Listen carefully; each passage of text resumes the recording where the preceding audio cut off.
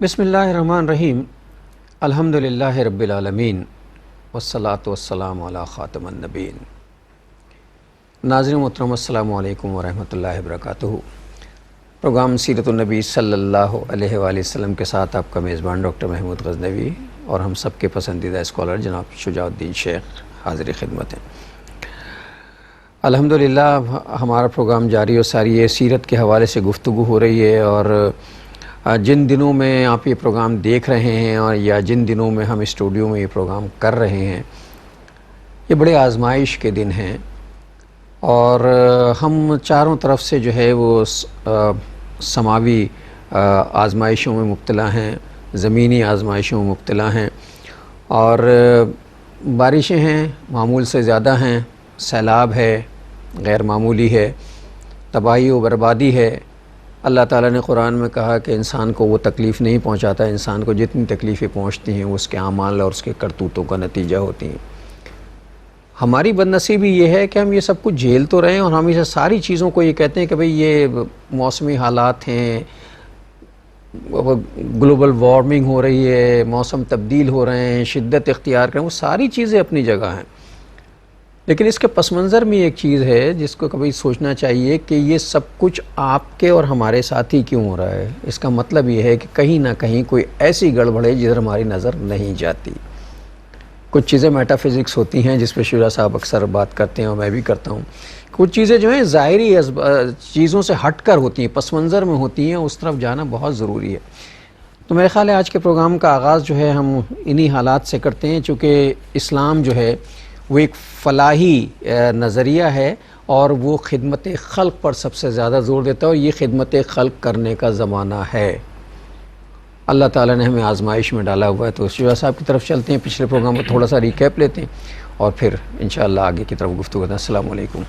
وعلیکم السلام ورحمۃ اللہ۔ کیسے مزاج ہیں؟ الحمدللہ، آپ خیریت سے ہیں؟ اللہ کا شکر۔ پچھلے پروگرام میں تو ہم نے یہ ساری چیزیں طے کی تھی کہ ہمیں اپنا حصہ ڈالنا چاہیے۔ حضرت ابراہیم علیہ السلام کا واقعہ زیر بحث آیا تھا، چڑیا والا واقعہ کہ وہ پانی کا قطرہ ڈال رہی تھی، عبداللہ بن ابی کا والا معاملہ کہ اس کے زمانے میں اسلام تھا لیکن اس نے اپنا حصہ نہیں ڈالا، جبکہ شہدائے احد اپنا حصہ ڈال کے چلے گئے تھے۔ ان موضوعات پر گفتگو ہوئی تھی۔ جزاک اللہ خیر ڈاکٹر صاحب۔ بسم اللہ الرحمن الرحیم۔ اللہم صلی علی محمد وعلی آل محمد وبارک وسلم، اور رب یسر ولا تعسر وتمم بالخیر۔ جیسے کہ آپ نے فرمایا کہ گزشتہ پروگرامز میں ہم بات کرتے آئے تھے اپنی ذمہ داری کے اعتبار سے کہ اس کو ہم ادا کریں۔ قرآن حکیم بھی فرماتا ہے کہ لا یکلف اللہ نفسا الا وسعها، اللہ تعالیٰ ہر نفس کو، ہر جان کو اس کی وسعت یعنی کیپیسٹی کے مطابق مکلف یعنی ذمہ دار ٹھہراتا ہے۔ تو ہر ایک اپنی ذات کے اعتبار سے ذمہ دار ہے، اور کل اللہ تعالیٰ کے ہاں جواب دہ بھی ہے۔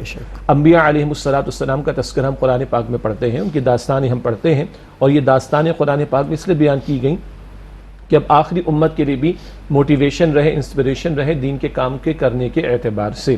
اس دین کے کام کے کرنے کے اعتبار سے محنت کرنا ہمارا فرض ہے، ہم محنت کرنے کے ذمہ دار ہیں، نتائج کے ہم ذمہ دار نہیں ہیں۔ کئی انبیاء ہیں علیہ السلام جن کے ہاتھوں اللہ کا دین غالب نہ ہوا، بعض انبیاء علیہ السلام کو شہید تک کر دیا گیا، بعض انبیاء علیہ السلام ایسے کہ جن پر چند افراد ایمان لائے مگر وہ اپنی محنت کر گئے، وہ اللہ تعالیٰ کے ہاں کامیاب ہیں۔ پھر اسی بات کو ہم نے تھوڑا الیبریٹ کیا تھا کہ عیسیٰ علیہ السلام و نبی اکرم علیہ السلام کے درمیان تقریباً 600 برس کا فرق ہے۔ البتہ عیسیٰ علیہ السلام کے دور میں تو لوگ ان کی جان کے دشمن ہو گئے، یہود، چنانچہ اللہ تعالیٰ نے ان کو آسمانوں پر زندہ بلند فرما لیا۔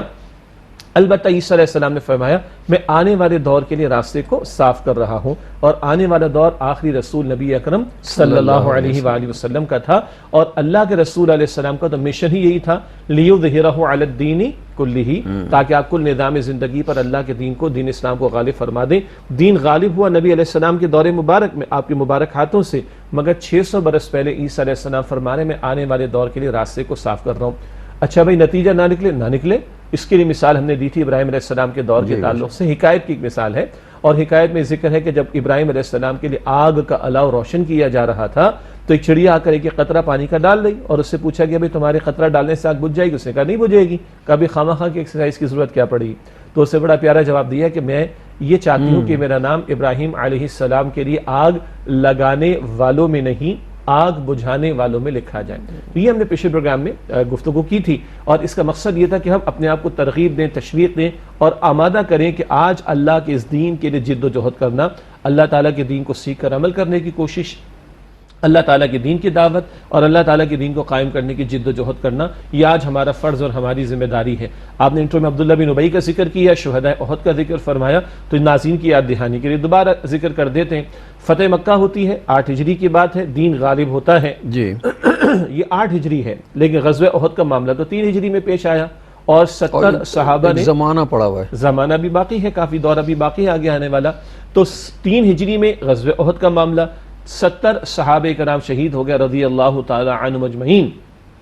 دین تو ابھی غالب نہ ہوا, لیکن یہ اللہ کیا کامیاب ہے, انہوں نے اپنا حصہ ڈال دیا. جان پیش کرنے کے بعد تو کچھ نہیں بچتا بندے کے پاس. 8 ہجری میں دین غالب ہو گیا, عبداللہ بن ابی ابھی زندہ ہے, 9 ہجری میں کم و بیش جا کے اس کا انتقال ہو رہا ہے. تو جب 8 ہجری میں دین تو غالب ہو گیا, مگر عبداللہ بن ابی کلمہ پڑھنے والا تھا, مسلمان تھا, قانونی طور پر اصلا منافق قرار پائے گا, بلکہ قرار پایا. 8 ہجری میں دین غالب ہوا, عبداللہ بن ابی زندہ ہے, اس نے اپنا حصہ نہیں ڈالا, یہ ناکام ہو گیا.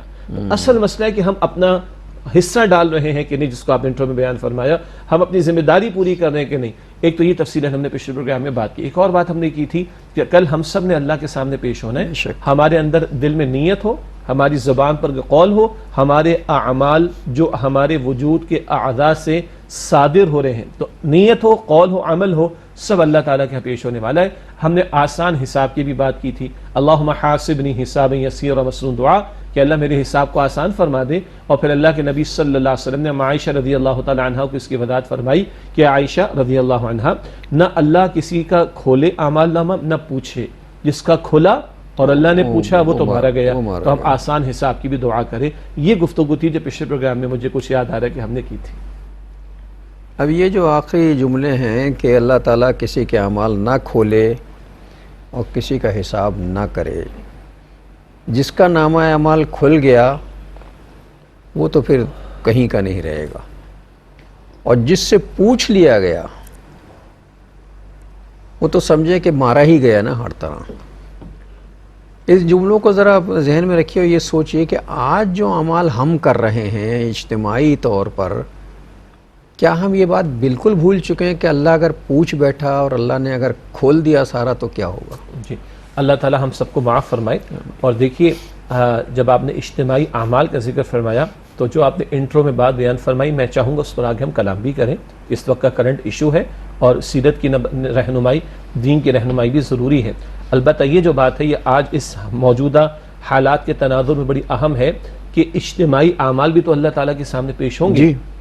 قیامت کے دن امتوں سے امتوں کی سطح پر بھی سوال ہوگا اور افراد سے افراد کی سطح پر بھی سوال ہوگا. یہ بات قرآن حکیم میں اور احادیث مبارکہ میں واضح طور پر سامنے آتی ہے. اور پھر دنیا میں فیصلے اجتماعی طور پر ہوا کرتے ہیں, قوموں کے اجتماعی اعمال کی بنیاد پر, جی. اور آخرت میں بالآخر جو فیصلے ہونے ہیں وہ انفرادی سطح پر. دنیا کا معاملہ, اجتماعی فیصلے جو اللہ تعالیٰ کی طرف سے صادر ہوتے ہیں وہ قوموں کے اجتماعی اعمال کی وجہ سے. اور یہاں سے پھر موجودہ حالات کو سمجھ لیں یا ماضی کی داستانیں جو قرآن حکیم ہمارے سامنے رکھتا ہے, جب قوموں کے اجتماعی اعمال میں بگاڑ پیدا ہوتا ہے تو پھر اللہ تعالیٰ کی طرف سے عذاب بھی آتے ہیں, اللہ تعالیٰ کی طرف سے آزمائشیں بھی آتی ہیں, اللہ تعالیٰ کی طرف سے سختیاں بھی آتی ہیں, اللہ تعالیٰ کی طرف سے تکالیف بھی آتی ہیں. اور اس کو ہم واضح کر دیں تو پچھلی قوموں پر آنے والے عذابوں کی بنیادی وجہ ان کے اجتماعی اعمال تھے. قوم نوح ہے, قوم ہود ہے, قوم صالح علیہ السلام, یہ تمام قومیں یہ شرک میں بھی مبتلا تھی. نوح علیہ السلام کی قوم شرک میں مبتلا تھی, اسی طرح پیغمبر کی دعوت کو انہوں نے رد کیا, غریب ایمان والوں کا مذاق بھی انہوں نے اڑایا. بقیہ بعد میں دیگر اقوام کو ہم دیکھتے ہیں تو شعیب علیہ السلام کی قوم میں بگاڑ پیدا ہوا ناپ تول کی کمی کا, لوط علیہ السلام کی قوم میں ہم جنس پرستی کا گندا طرز عمل پیدا ہوا. یہ جو بگاڑ پیدا ہوا ان اقوام میں, اس کے بعد پھر قرآن ذکر کرتا ہے کہ ان پر اللہ تعالیٰ کی طرف سے عذاب آیا. تو قوموں کے فیصلے دنیا میں جو اللہ تعالیٰ کی طرف سے اجتماعی طور پر ہوتے وہ ان کے اجتماعی اعمال کی بنیاد پر, اور اگر جب تک قوم اجتماعی توبہ نہ کریں یہ اجتماعی حالات بدل نہیں سکتے. آخرت کے فیصلے بالآخر ایک ایک فرد کے اپنے کردار کی بنیاد پر ہونے، وہ آخرت کا معاملہ، دنیا میں اجتماعی فیصلے اللہ کی طرف سے صادر ہوتے ہیں قوموں کے اجتماعی اعمال پر۔ دنیا میں جتنی بھی تاریخ ہے، انسانی تاریخ، اسے اگر سرسری مطالعہ اس کا کیا جائے تو یہ اندازہ ہوتا ہے کہ کوئی قوم بھی عبادتوں میں کمی اور کجی کی وجہ سے تباہ و برباد نہیں ہوئی۔ یعنی لوگ اس لیے اجتماعی طور پہ بندر نہیں بنائے گئے، پتھر نہیں برسائے گئے، آگ نہیں برسائی گئی کہ صاحب وہ عبادت کم کرتے تھے، وہ روزے نہیں رکھتے تھے، وہ زکوٰۃ نہیں تھے، کیونکہ یہ فرائض ہیں۔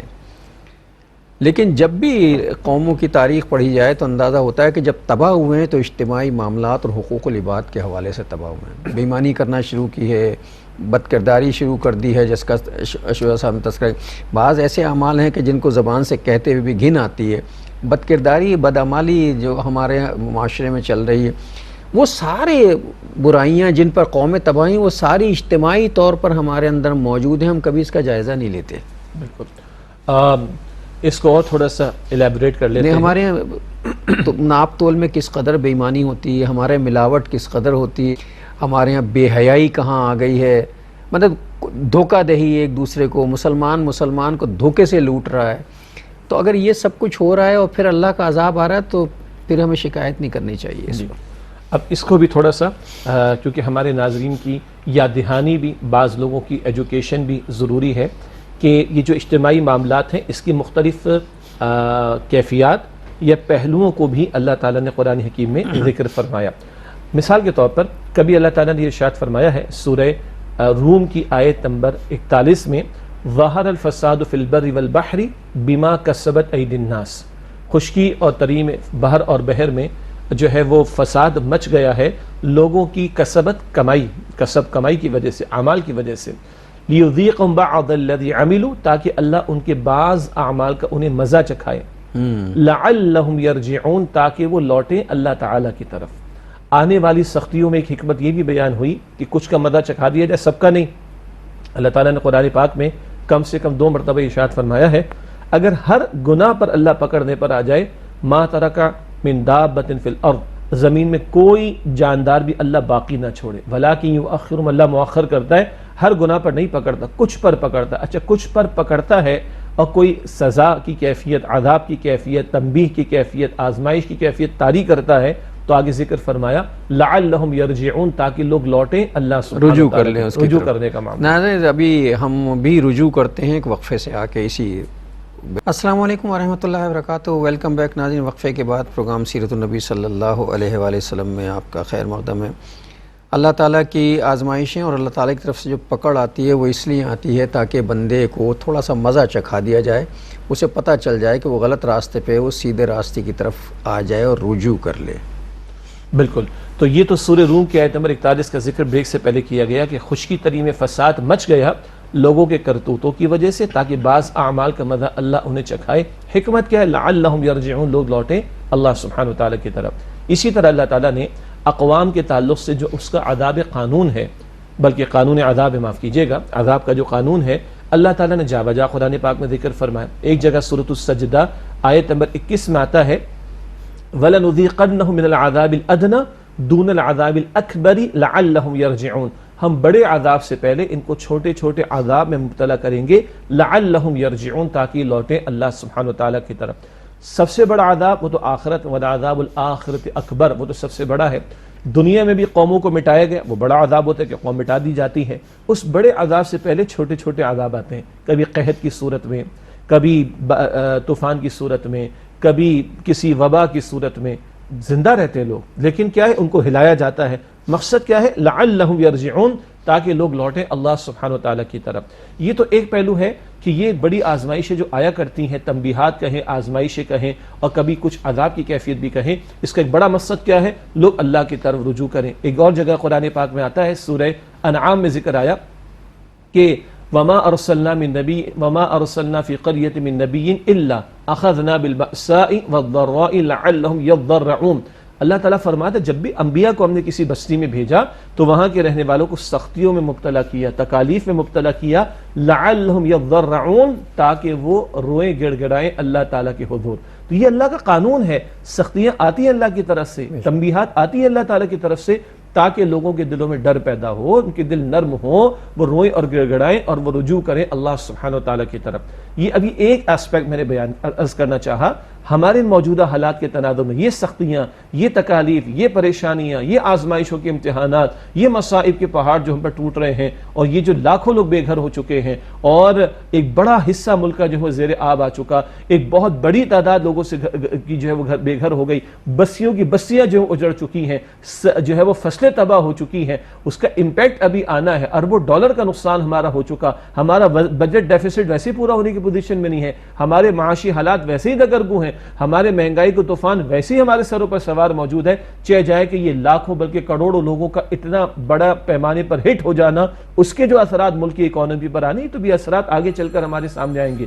تو اس سب میں مقصود کیا ہے؟ یہ جو سارے حالات آج ہم پر ہیں، لعلہم یرجعون قرآن پاک کہہ رہے ہیں، لعلہم یضرعون قرآن پاک کہہ رہے ہیں، تاکہ رجوع کریں اللہ تعالیٰ کی طرف، تاکہ روئیں گڑ گڑائیں اللہ سبحانہ تعالیٰ کے حضور میں۔ میں چاہوں گا آگے ہم دو ایسپیکٹس کا اور بھی ذکر کریں، لیکن یہ اہم ترین ہے ہمارے لیے کہ بھائی یہ آزمائشیں ہیں، یہ تنبیہات ہیں، یہ ہمیں ہلایا جا رہا ہے۔ اللہ کرے کہ ہمارے دل نرم ہوں، ہمارے دلوں کے اندر رقت پیدا ہو، ہم اللہ کی طرف رجوع کرنے والے بنے، اللہ کے حضور گڑ گڑانے والے بنے، توبہ اور استغفار کرنے والے بنے، گناہوں کو چھوڑنے والے بنے۔ اور گناہ اگر اجتماعی سطح کے ہیں، جیسے کہ ہم نے ذکر کیا، تبھی اجتماعی مصائب ہیں، تو اجتماعی گناہوں کو چھوڑنا ہوگا۔ اگر اللہ تعالیٰ اور اس کے رسول سے جنگ جاری رکھی ہوئی ہے، سود کے دھندے جاری کر کے جو ہم برسوں سے باتیں کر رہے ہیں، اس پروگرام میں بھی باتیں کر رہے ہیں، یہ جنگ ختم نہیں کریں گے تو تباہی اور ہماری بڑھے گی۔ ہم بے حیائی کے طوفان دیکھ رہے ہیں، ہمارے کرتوت بڑھتے چلے جا رہے ہیں۔ اللہ کے پیغمبر، سیرت کی بات کریں صلی اللہ علیہ وسلم، اللہ کے پیغمبر کے دور میں تیز ہوائیں چلتی، آندھی اگر آتی تو اللہ کے پیغمبر حالت سجدہ میں ہوتے، اللہ کے حضور گڑگڑاتے روتے۔ اب عائشہ پوچھتی اور دیگر لوگ پوچھتے اللہ کے پیغمبر علیہ السلام کی کیا ماجرا؟ فرمایا قوم عاد پر بھی آندھی آئی تھی، بلکہ ہوائیں چلی تھیں، وہ بڑے خوش ہوئے تھے، بادل برسیں گے، رنگرلیاں منائیں گے، اسی بادل کے اندر، اسی ہوا کے اندر ان پر اللہ نے عذاب مسلط کر دیا۔ ایسی کیفیات تو حضور سجدے میں ہوتے، توبہ استغفار کا اہتمام کرتے، اور یہ امت کی تعلیم کے لیے ہوتا۔ حضور تو جو ہے وہ محفوظ ہیں، خطاؤں سے پاک ہیں، معصوم ہیں عن الخطائیں، امت کی تعلیم کے لیے ہوتا، اور ہمارا معاملہ کہ ہم جری ہوتے چلے جا رہے ہیں اور اجتماعی طور پر اللہ کی نافرمانیاں کرتے چلے جا رہے ہیں۔ ہم نے ڈھٹائی کا معاملہ، یہ ڈھٹائی ہے، ضد ہے، فرعونیت ہے۔ فرعونیت ایک علامت ہے نا، فرعون تو فرعونیت ہے کہ نہیں مانتے کسی سے۔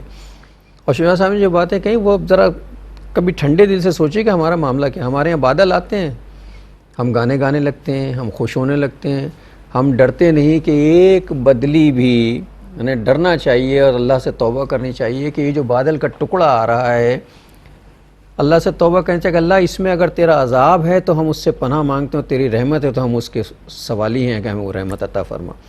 چونکہ ایک بدلی کا ٹکڑا بھی جو ہے وہ نہ صرف جل تھل کر سکتا ہے بلکہ بستیاں کی بستیاں تباہ کر سکتا ہے اللہ کے حکم سے۔ اللہ تعالیٰ اپنی امان میں رکھے۔ ایک آندھی کا جھونکا جو ہے اگر اس میں اللہ کی رحمت نہ ہو اور اللہ کا عذاب ہو تو بس وہ ایک ہی کافی ہے۔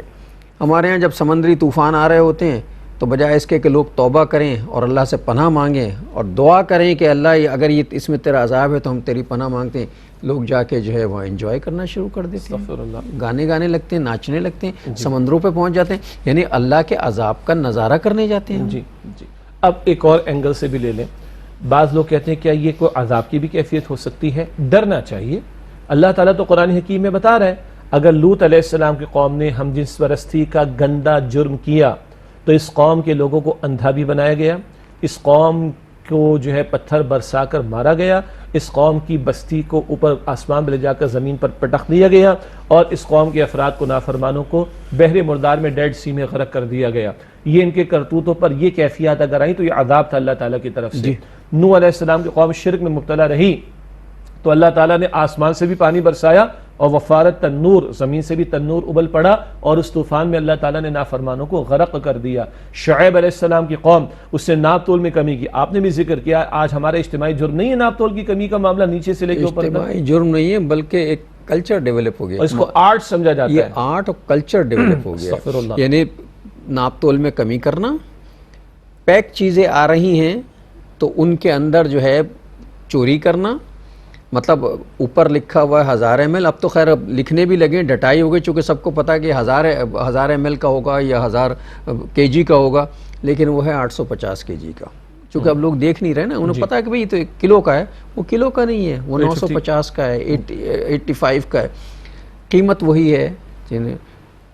پیسٹ آ رہے ہیں یا کوئی ٹیوب والی چیزیں آ رہی تو اندر ایئر بھری ہوئی ہے. اچھا اگر ایئر نہیں, ٹیکنیکس ہے نا, میں تو چونکہ ایڈورٹائزنگ کا آدمی رہا ہوں تو وہ ساری ٹیکنیکس مجھے پتہ ہیں جو بزنس مین کرتے ہیں کہ جناب وہ فرض کرے ٹوتھ پیسٹ ہے یا کوئی ایسی چیز ہے جو ٹیوب میں آ رہی ہے تو ٹیوب کا اوپر کا ڈایا بڑھا دو, ڈایا سے مراد اس کا سوراخ بڑھا دو, جب دبائیں گے تو جہاں وہ 1 ml نکلنا ڈایا بڑھ جائے گا, اس کا سوراخ بڑھ جائے گا تو وہ 2 ml نکلے گا تاکہ جلدی خرچ ہو جائے اور جلدی جو ہے. یہ جو ٹیکنیکس ہیں جس کو ہم کہہ رہے ہیں یہ آرٹ ہے, یہ کمال ہے, یعنی یہی آرٹ جو ہے وہ اصل میں کمال نہیں ہے, زوال ہے. جی, یعنی دھوکہ دینے کا کمال, جی, بے وقوف بنانے کا آرٹ, لوٹ مار کرنے کا آرٹ. ہاں, پہلے اس کو جرم سمجھا جاتا تھا, اب اس کو آرٹ کہا جاتا ہے. استغفر اللہ. عرض کرنے کا مطلب, شعیب علیہ السلام کی قوم ہے, ناپتول کی کمی میں مبتلا ہوئی, شعلے برسائے گئے آسمان سے, زلزلہ اس قوم پر, زوردار چیخ ان پر مسلط کی گئی. اب یہ وہ کیفیات ہے جس کو آپ نے بیان فرمایا تھا انٹرو میں, کہ ہم یہ نہیں دیکھ رہے کہ ان سارے حالات اور معاملات میں تو میٹا فزیکل کازز بھی ہیں. جی, زلزلے ویسے بھی آتے ہیں, ہم اس کی نفی نہیں کرتے, لیکن اب نارمل نہیں آتے. ہاں, فزیکل فینومینا ہے, بارشیں ہوتی ہیں فزیکل فینومینا ہے. اسی طریقے پر کوئی کبھی سیلاب کسی علاقے میں آ جانا, یہ فزیکل فینومینا ہے. لیکن جہاں یہ فزیکل فینومینا ہے, یعنی مادی اسباب کے تحت یہ سب کچھ ہونا, وہاں اس کے میٹا فزیکل کازز بھی ہیں جس کو ہم اخلاقی بگاڑ کہتے ہیں. اخلاقی بگاڑ کی وجہ سے بھی یہ سب کچھ ہوتا ہے, اور اللہ کی کتاب بتا رہی ہے کہ شعیب علیہ السلام کی قوم پر یہ عذاب, لوط علیہ السلام کی قوم پر یہ عذاب, نوح علیہ السلام کی قوم پر یہ عذاب, اینڈ سو آن. اس حوالے سے ہمیں غور کرنے کی ضرورت ہے کہ اللہ کہیں عذاب کی کیفیات تو نہیں بھیج رہا. ہاں, پچھلی قومیں پوری کی پوری مٹا دی جاتی تھیں, جس کو عذاب استیصال کہتے ہیں. ساری نافرمان قوم مٹا دی گئی. نبی اکرم صلی اللہ علیہ وسلم کی دعاؤں کے توفیل یہ معاملہ تو سمت کے ساتھ نہیں ہونا, مگر چھوٹے چھوٹے عذابوں کا آنا, چھوٹی چھوٹی کبھی تنبیہات کا آنا, یہ اپنی جگہ ایک قابل توجہ بات ہے کہ جس پر ہمیں توجہ کرنے کی ضرورت ہے. ایک اور نقطہ بھی آپ کی اجازت سے اس میں ایڈ کر دوں, وہ یہ ہے کہ بھائی ہمارے کچھ اپنے بھی تو بیڈ گورننس کے مسائل ہیں, ہمارے اپنے بھی تو کچھ انتظامی کوتاہیاں ہیں. یہ وجہ بھی ہوتی ہے. آپ بھی اسٹوڈیو آتے ہیں, میں بھی اسٹوڈیو آتا ہوں, آپ کو بھی پتا ہے کہ کس طرح سڑکوں سے گزر کر آپ آتے ہیں, کس طرح سڑکوں سے گزر کر ہم آتے ہیں. یہ لاکھوں افراد ہم کراچی بیٹھے, کس طرح کی سڑکوں پر ہم گزر رہے ہیں. تو بہرحال یہ کچھ ہماری بھی تو کرتوت ہے نا, کچھ ہماری بھی تو کوتاہیاں ہیں, انتظامیہ کی بھی کوتاہیاں ہیں, یہ حکومتوں کی بھی نااہلی ہے, اور یہ بیڈ گورننس بھی اس میں شامل ہے. اس کی نفی بھی ہم نہیں کر سکتے. اسی طرح معلوم ہے آپ کو کہ جب برساتی ریلیں آتی تو یہ ان کی گزرگاہیں ہوتی ہیں, تو وہاں بسیاں بنانے کی اجازت کس نے دی ہے؟ ایک میں نے پڑھا, ایک بزرگ نے کہا کہ جہاں جہاں, ناظرین ذرا بڑی توجہ کیجئے گا, بات بعض اوقات بڑی چھوٹی ہوتی لیکن بڑی اہم ہوتی. انہوں نے کہا جہاں جہاں دریا کے پتھر نظر آ رہے ہوں, پڑے ہوئے دریا آتا ہے نا, پتھر چھوڑ کے جاتا ہے, جہاں جہاں دریا کے پتھر آ رہے ہوں وہاں کبھی غلطی سے بھی گھر نہ بنانا یا کوئی چیز تعمیر نہ کرنا. یہ دریا کے انڈے ہیں اور دریا کبھی نہ کبھی انہیں سینچنے ضرور آئے گا. سبحان اللہ. اور اس پر بھی قرآن حکیم ارشاد فرماتا ہے, وَمَا أَصَابَكُم مِّن مُّصِيبَةٍ فَبِمَا كَسَبَتْ أَيْدِيكُمْ وَيَعْفُو عَن كَثِيرٍ. یہ تم پر جو مصیبت آتی ہے تمہاری کرتوتوں کی وجہ سے آتی, بہت سی باتوں کو تو اللہ تعالیٰ معاف فرما دیتا ہے. تو اب ہم نے 3 باتیں اب تک عرض کی ہیں, کیونکہ ہوا یہ ہے کہ جب یہ اس طرح کے معاملات آتے ہیں تو کچھ لوگ بحثوں میں پڑ جاتے ہیں. ارے جی عذاب ہے تو کیسے ہے, اچھا یہ آزمائش ہم پر کیوں آتی ہے, اور یہ کیا ہماری نااہلی کی وجوہات نہیں ہے؟ ہماری نااہلی بھی اس کی وجہ میں شامل ہے, اور وہ بھی ذریعہ عذاب ہے. ہاں, کرتوت ہمارے ہیں, ہمارے کرتوت ہے نا, تو وہ عذاب کا ذریعہ تو بنیں گے. اسی طرح یہ امتحانات بھی اللہ تعالیٰ کی طرف سے کہ ہمارے دل نرم ہوں, اور یہ ایک عذاب کی کیفیت بھی ہو سکتی ہے کہ جو اللہ تعالیٰ ہمیں ہلا رہا ہے. پھر لوگ ایسے کرتے ہیں, غریبوں پر آتا ہے امیروں پر کیوں نہیں آتا؟ عجیب بات ہے. جن کے ہوٹلز گرے وہ غریب لوگ تھے کیا؟ پورے ہوٹل بہ گئے. ہاں, جن کی کئی ایکڑ پر پھیلی ہوئی فصلیں تباہ ہوئی وہ غریب لوگ تھے کیا؟ جن کی مہنگی مہنگی گاڑیاں ریلوں کی شکار ہو گئی وہ غریب لوگ تھے کیا؟ یہ بھی بحث کا معاملہ ہے. ہاں, کیا سارے لوگ جن کے ساتھ یہ معاملہ ہوا وہ برے لوگ تھے؟ یہ بھی بڑا اہم نقطہ ہے. ایک ناظرین ایک وقفہ لے لیں, اس پہ بات کرتے ہیں. کیا ہم ہی برے ہیں یا وہ برے ہیں؟ ہم میں سے کون برا ہے؟ اس پہ بات کرتے ہیں انشاءاللہ وقفے سے. السلام علیکم ورحمۃ اللہ وبرکاتہ. ویلکم بیک ناظرین. وقفے کے بعد پروگرام سیرت النبی صلی اللہ علیہ وآلہ وسلم میں آپ کا خیر مقدم ہے.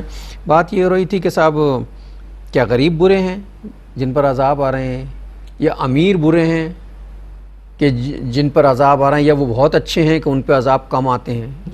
اس طرح کی بحثیں جاری ہیں. بالکل. یہ اصل میں ہمیں تو میڈیا پہ کچھ کہنے کو چاہیے ہوتا نا, مطلب میڈیا سے مراد معاف کیجیے گا وہ جو ٹاک شوز چل رہے ہیں یہ کر رہے ہیں, کچھ چاہیے کہنے کے لیے تو بس یوں ہی کہنا شروع کر دو. مرچ مسالہ تو چاہیے نا. ہاں, لیکن یہ کبھی نہ سوچو کہ بھائی, کبھی میں نے کسی چینل پہ یہ بحث نہیں دیکھی کہ بھائی یہ سب چیزیں صحیح ہیں یار, ذرا اللہ کی طرف رجوع کرو, کہیں ایسا تو نہیں ہے عذاب ہو اللہ کا. اس پہ کبھی بحث نہیں ہوتی دیکھی. جزاک اللہ خیر, اللہ آپ کی بات کو بلند فرمائے. میں اسی طرف آنا چاہ رہا تھا. یہ مباحث اس لیے ہم نے بھی کھول دی. نمبر 1 ہم نے عرض کیا ہماری بیڈ گورننس, ہماری نااہلی, ہماری انتظامیہ کی نااہلی, ہمارے کرتوت, یہ بھی نمبر 1. نمبر 2 ہم پر آزمائش ہیں, تنبیہات ہیں اللہ کی طرف سے, کیونکہ اللہ ہلاتا ہے تاکہ لوگوں کے دل نرم ہو. نمبر 3 یہ کیفیات ہیں جو پچھلی قوموں کے معاملات میں دیکھے تو عذاب ہوتے تھے, تو کہیں یہ چھوٹے چھوٹے عذابوں کے معاملات نہ ہوں, ڈرنا چاہیے. یہ ہم نے 3 باتیں کہیں. اگلی بات جو بریک سے پہلے ہم شروع کر رہے تھے اور اب آگے بڑھائیں گے اس کو, یہ بھی بات ہمارے چل رہی غریبوں پر یہ کیوں آتا ہے, تو میں نے عرض کرنا چاہا یہ بھی ڈھٹائی کی بات ہے. میں نے عرض کرنا چاہا جن کے ہوٹلز گر گئے, جن کی بلڈنگیں مضبوط گر گئیں, جن کی پوری زمینوں کی فصلیں تباہ ہو گئیں, جن کی بڑی گاڑیاں جو ہے وہ سیلاب کے ریلے میں بہہ گئیں, جن کے گوڈاؤن سیلاب کے ریلے سے تباہ ہو گئے, کیا وہ غریب لوگ تھے؟ تو یہ کہنا کہ غریبوں پر آتا امیروں پر نہیں آتا, یہ بات بھی درست نہیں ہے. یہ معاذ اللہ تعالیٰ پہ استغفر اللہ تہمت لگانے کی بات, الزام تراشی کی بات ہے, بے باکی کی بات ہے, استغفر اللہ. جی اب آئیے جو اہم نقطہ آپ نے اٹھایا, اچھا ہے کہ بریک کے بعد اب یہ بات ہو رہی ہے. کیا سارے لوگ برے ہیں ان کے اندر جو بھی جا رہے ہیں؟ نہیں. اور جو بظاہر ابھی بچے سارے یہ اچھے قطعاً نہیں. ان کی بات میں نہیں کرتا, پچھلی بات کو کر لیتا ہوں. اللہ کے پیغمبر صلی اللہ علیہ وسلم کی کئی احادیث ہیں جن میں آپ نے ذکر فرمایا. مثال کے طور پر قیامت سے قبل کے معاملات کے اندر ہے, ایک لشکر چلے گا معاذ اللہ خانہ کعبہ کے خلاف اقدام کرنے کے لیے برے ارادے سے. اللہ تو کعبہ شریف کی حفاظت فرمائے گا, یہ لشکر تباہ بھی ہوگا. جب یہ چل رہا ہوگا تو راستے میں کچھ لوگ ہوتے ہیں نا, کچھ لوگ جا رہے ہوتے ہیں, کچھ لوگ ویسے ہی ساتھ شامل ہو جاتے ہیں. شامل نہیں ہوتے کہ وہ راستے کے اندر ہوتے تو ان کا حصہ شمار ہو جاتے ہیں. تو اس میں جب اللہ تعالیٰ اس لشکر کو ختم کرے گا تو کچھ ایسے لوگ بھی جو اصلاً اس لشکر کا حصہ نہیں تھے وہ بھی چلے جائیں گے دنیا سے. ہر ایک قیامت کے دن اپنی نیت پر اٹھایا جائے گا, اپنے عمل پر اٹھایا جائے گا. بالآخر انفرادی معاملہ کہاں پر طے ہونا ہے؟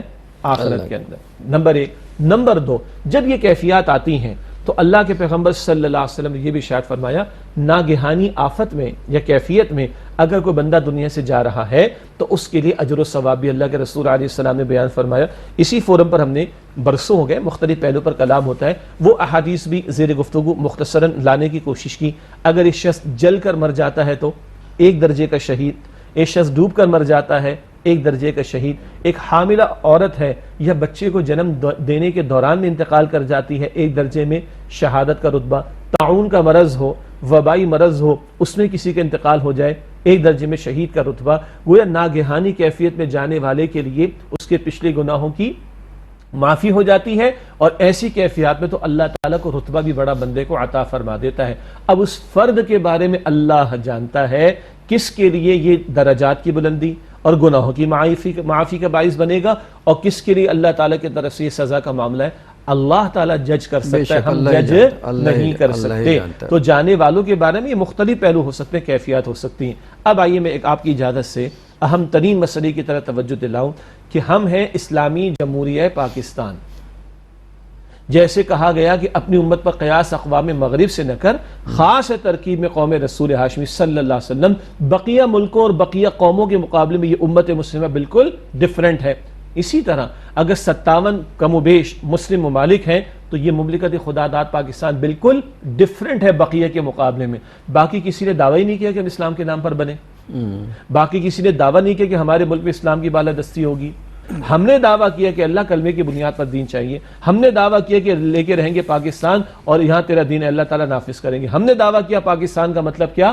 لا الہ الا اللہ. ہم نے کہا کہ اللہ تیری کتاب تیرے نبی علیہ السلام کی سنت کی بالادستی ہوگی. ہم نے کہا کہ اسلامی جمہوریہ پاکستان ہے. وہ خاص معاملہ ہے اس مملکت خدا داد کا. ہم مستقل دیکھتے چلے آ رہے ہیں. کبھی 71 میں کوڑا پڑا تو ملک 2 لخت ہو گیا. کبھی ہماری اکانومی اسٹیک پر آنے کے معاملات, کبھی اللہ آپ کو ہم سب کو ہدایت پر رکھے, کبھی ہمارے زلزلوں کا آ جانا, طوفانوں کا آ جانا, سیلابی معاملات کا آ جانا, اور کبھی اور کیفیات کا طاری ہو جانا. یہ مستقل سلسلہ چلا آ رہا ہے. ہمارا سب سے بڑا جرم کیا ہے؟ اجتماعی طور پر ہمارا سب سے بڑا جرم یہ ہے کہ اس مملکت خدا داد کو 75 برس گزر گئے, ہم نے اللہ کا دین نافذ نہیں کیا. ہم نے اللہ کی شریعت کے احکامات کو نافذ نہیں کیا. نفاذ تو دور کی بات، ہم نے دھڑلے کے ساتھ احکامات توڑے، ہم سیریس ہی نہیں ہوئے نا، اور سیریس نہیں ہوئے، اور ہم ڈٹے ہوئے ہیں، ہم ڈٹے ہوئے اللہ تعالیٰ کی نافرمانیوں پر. تو اللہ ہلا رہا ہے ہمیں، اللہ ہمیں توجہ دلا رہا ہے، اللہ تعالیٰ ہمارے دلوں کو نرم کر رہا ہے، اللہ تعالیٰ رجوع کی طرف متوجہ کر رہا ہے ہمیں. اب بھی اگر باز نہیں آئیں گے تو پھر یہ آپ یہ شجاع صاحب جو فرما رہے ہیں کہ اللہ ہمیں جھنجھوڑ رہا ہے، بیدار کر رہا ہے کہ اٹھو، کہاں کیا کر رہے ہو. ذرا یہ بھی سوچئے کبھی کہ ہم جس جگہ رہتے ہیں اس کے قرب و جوار میں بھی تو ممالک ہیں، ادھر بھی ادھر بھی ادھر بھی ادھر بھی، تو یہی کیوں وہاں کیوں نہیں؟ ہاں یہ موسمی تغیرات ادھر اتنے زیادہ کیوں؟ موسمی تغیرات ہیں تو سب جگہ ہونے چاہیے نا، ہیں بھی پڑوس میں تو ہو کم سے ہاں، لیکن اتنی شدت کے تو نہیں ہے نا جتنی شدت کے یہاں آ رہے ہیں. تو یہ اس کا مطلب کچھ اور ہے نا، اس کا مطلب وہ نہیں ہے جو نظر آ رہا ہے، اس کا مطلب وہ ہے جو نظر نہیں آ رہا. جی. اور اسی اینک سے اللہ کی کتاب اور اللہ کے نبی صلی اللہ علیہ وسلم کی احادیث مبارکہ ہمیں دکھانا چاہتی، جس کو آپ نے فرمایا نظر نہیں آ رہا، اور ہم تو نظر نہ آنے والے پر ایمان رکھ کر بیٹھے، ہم تو غیب پر ایمان رکھتے ہیں. انویزیبل چیزیں ہمارے لیے زیادہ امپورٹنٹ ہیں، لیکن بدنصیبی یہ ہے ہم مسلمانوں کی کہ ہم صرف اب ویزیبل چیزیں، یعنی جو چیزیں نظر آ رہی ہیں ان پر ہم یقین کر رہے ہیں، اور جو چیزیں ہمارے آنکھوں سے اوجھل ہیں جن پہ ہمیں یقین کرنا چاہیے ان پہ ہم یقین نہیں کر رہے ہیں. اور وہ جو بات ابھی ابتدا سے ہم نے کی اور آپ نے انٹرو میں بیان فرمائی، یہ ہے ہماری اجتماعی توبہ. یہ اجتماعی مصائب، یہ اجتماعی عذابوں کی کیفیات کہیں، تنبیہات کہیں، مصائب کہیں، ان کی وجہ ہمارے اجتماعی جرائم، اور ہمارا سب سے بڑا اجتماعی جرم ہم نے اس مملکت خدا داد میں شریعت کے احکامات کو نافذ نہیں کیا. باقی سے شکوہ بھی نہیں ہمیں، انہوں نے دعویٰ نہیں کیا، ہم سے شکوہ ہونا چاہیے ہمیں، اور ہمیں اس بات کا احساس ہونا چاہیے کہ ہم نے دعویٰ کیا تھا کہ یہاں پر اللہ کی شریعت کو نافذ کریں گے. یہ ہمارا سب سے بڑا جرم ہے. ہمارے مسائل نہیں سدھریں گے، غیروں نے ہمیں معاشی طور پر کہاں لا کے کھڑا کر دیا، سیاست کا ہمارا ستیہ ناش و بیڑا غرق ہو چکا، معاشرت ہماری تباہ ہو چکی ہے، اجتماعی طور پر قوم بڑے بڑے مصائب جھیل رہی ہے. آخر کب ہماری آنکھیں کھولیں گی؟ یہ کڑوا تبصرہ ہے، مجھے معلوم ہے یہ کڑوا تبصرہ ہے، مگر یہی حق پر مبنی، کیونکہ یہ اللہ اور اس کے رسول کی تعلیم کے مطابق ہے، لیکن اس پر ہماری توجہ نہیں جاری. اصل نقطہ وہی ہے کہ جب تک اس طرف نہیں پلٹیں گے، نہ کہیں جہاں میں اما ملی، جو اما ملی تو کہاں ملی، میرے جرم خانہ خراب کو تیرے عفو بندہ نواز میں. اصل میں سود و زیاں کا احساس ہونا بھی بڑی نعمت میں سے ایک نعمت ہے. مگر کیا کہیں کہ وائے ناکامی متائے کارواں جاتا رہا، کارواں کے دل سے احساس زیاں چلا گیا ہے. ہمیں اپنے نقصان کا اندازہ ہی نہیں ہو رہا ہم کیا کر رہے ہیں. اور بے باکی کے جرائم بڑھتے چلے جا رہے، بے باکی کے گناہ بڑھتے چلے جا رہے ان حالات میں، اور وہ بھی اجتماعی سطح پر، ان حالات میں کہ جب اپنی آنکھوں سے لوگوں کو مرتے ہوئے دیکھ رہے ہیں، تڑپتے ہوئے دیکھ رہے ہیں، برباد ہوتے ہوئے دیکھ رہے ہیں، ہوا سے زر بھی ختم نہیں ہو رہی ہے اور ڈٹائی بھی ختم نہیں ہو رہی ہے.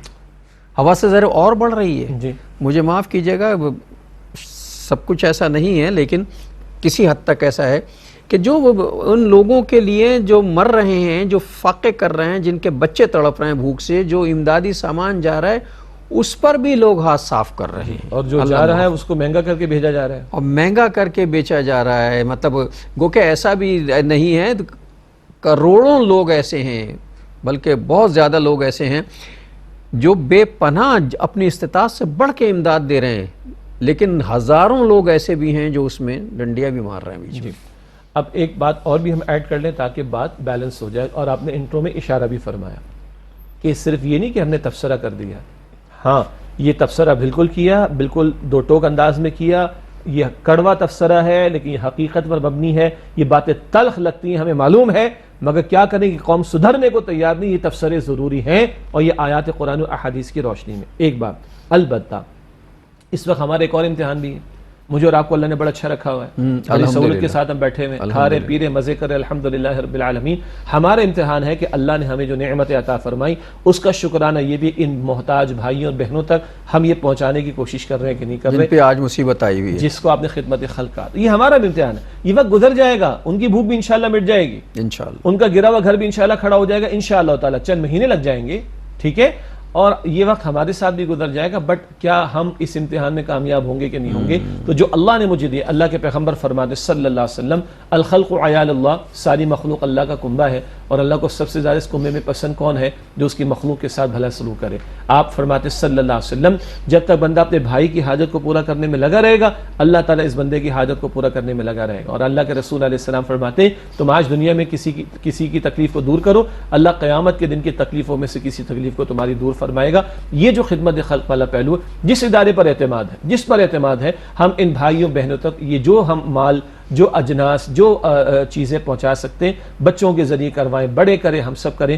یہ بھی ہماری ایک آزمائش اور امتحان ہے، یہ پہلو بھی ہمارے سامنے رہے کہ یہ ہمارا امتحان ہے کہ ہم اللہ کی نعمتوں کو ان بھائیوں تک پہنچانے کی کوشش کرتے ہیں نہیں۔ مطلب بہت تکلیف دہ صورتحال سے دو چار ہیں لوگ، اور اللہ کی طرف سے آزمائش ہے۔ ہمیں اس بات پہ شکر ادا کرنا ہے کہ اللہ کا بڑا کرم ہے کہ ہم اس آزمائش سے نہیں گزرے ہیں، تو اس کا شکرانہ یہ ہے کہ اس شکرانے کے طور پر ان کی مدد کر دی جائے۔ تو بہرحال یہ ایک پورا موضوع ہے سوشل ورک کے حوالے سے۔ اب تو آج کے پروگرام کا وقت ختم ہو رہا ہے، تو میں آج کی حدیث ہدیہ کروا کے رخصت ہوں گا، اور انشاءاللہ اگلے موضوع پر جب گفتگو ہم کریں گے اگلے پروگرام میں، تو سوشل ورک کے حوالے سے گفتگو کریں گے۔ اللہ کے پیارے رسول صلی اللہ علیہ وسلم کی مشہور حدیث ہے ارحم من فی الارض یرحمک من فی السماء۔ آپ نے فرمایا کہ تم زمین والوں پر رحم کرو، آسمان والا تم پر رحم فرمائے گا۔ اللہ تعالی ہمیں اس ذمہ داری کو ادا کرنے کی توفیق عطا فرمائے۔ آمین یا رب العالمین۔ اور ناظرین محترم، اس کے ساتھ ہی ہمارے آج کے پروگرام کا وقت ختم ہوا۔ اگلے پروگرام تک کے لیے جناب شجاع الدین شیخ اور اپنے میزبان ڈاکٹر محمود غزنوی کو اجازت دیجیے۔ اللہ نگہبان، والسلام علیکم ورحمۃ اللہ وبرکاتہ۔